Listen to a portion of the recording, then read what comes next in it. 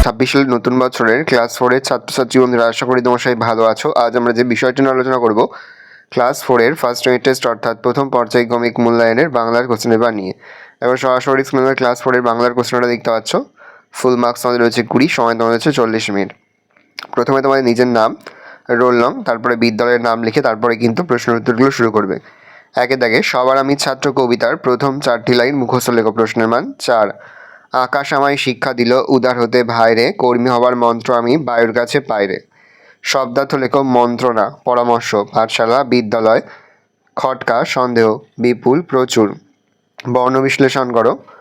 অভাব, অ যুক্ত ভ যুক্ত আ যুক্ত ব যুক্ত অ। ক্রমাগত, কয় হসন্ত যুক্ত র যুক্ত অ যুক্ত মহাশূন্য যুক্ত আ যুক্ত গশূন্য যুক্ত অ যুক্ত ত যুক্ত অ।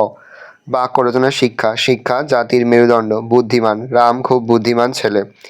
একটি বাক্যে প্রশ্নগুলো উত্তর দাও। প্রশ্নের মান 1 করে 1 × 6 = 6। তো চান শব্দটির অর্থ কি? খুব ছোট, খুকু। পোলিওতে কার আঙুলগুলো সব দলা পাকিয়ে গিয়েছিল? ইয়াসুকি চান।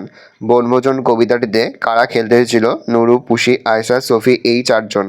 কে কবিকে মধুর কথা বলতে শেখালো? চাঁদ কবিকে মধুর কথা বলতে শেখালো। প্রেমেন্দ্র মিত্রের সৃষ্ট একটি বিখ্যাত চরিত্রের নাম খরাদা। লুসাই পাহাড়ের বিস্তার কতখানি জায়গা নিয়ে? প্রায় 650 থেকে 700 বর্গ কিলোমিটার জায়গা নিয়ে। 6 দাগে নিচের প্রশ্নের উত্তর নিজের ভাষায় লেখো। প্রশ্নের মান 2 করে 2 × 2 = 4। পাকোয়া নদীর বর্ণনা দাও। পাকোয়া নদীটা 70 থেকে 80 হাত চওড়া হবে, তাতে 1 কোমর জল।